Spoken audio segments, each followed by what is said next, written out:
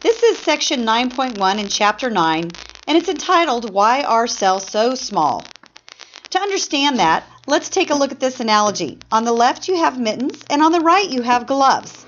Now if we take a look at the mittens, we notice that the area that is exposed to cold is the front and the back and around the thumb. Let's look at the gloves then. With gloves, you have the front and the back, and you also have all the area in between each one of these fingers. So once again, which one do you think would keep your hands warmer? Well, clearly the one with the lesser surface area, the less area exposed to the cold, is going to keep your hands warmer.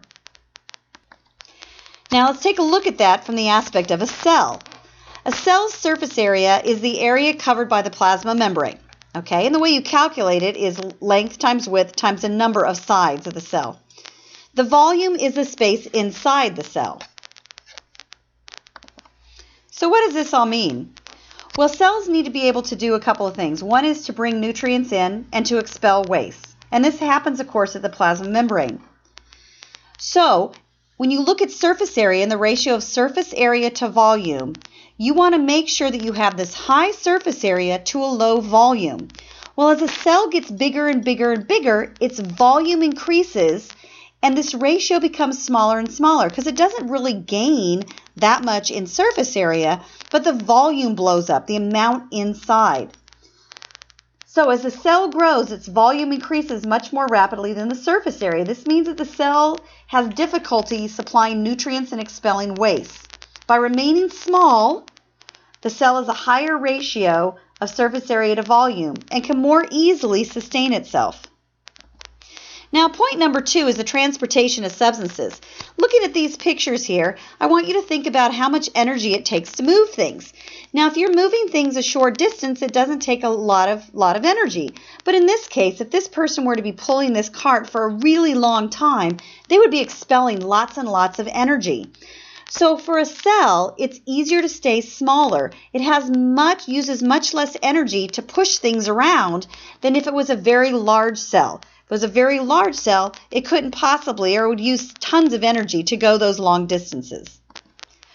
Point number 3 is about cellular communication. Once again, it is much easier for the cell to communicate over a short distance than a long distance. It can do things so much more easily if that cell is nice and small. So to sum that up, we have 3 reasons why a cell should be small, okay?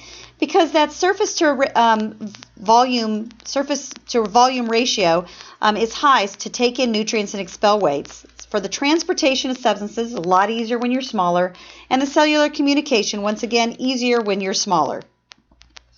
Now the next part of this chapter goes into the cell cycle, and I want you to check out the figure 4 on page 481 in your book because it really goes through the main stages. There are 3 main stages, and we're really spending time with that second stage of mitosis. But in the interphase, we have interphase, mitosis, and cytokinesis. Interphase, you have 3 different sections that go on, and you do need to know these. The G1 where the cell grows, the synthesis, and the G2 where the cell prepares for mitosis. Then, of course, we know that mitosis is where the nucleus and the materials divide. And finally, cytokinesis talks about the cell splitting. The largest and the longest phase in here, of course, is interphase. And that can go anywhere from, a short period of time to 12 hours, okay? So just understand that you need to know the cell cycle of these 3 main stages. And then in interphase, know those other 3. That's it.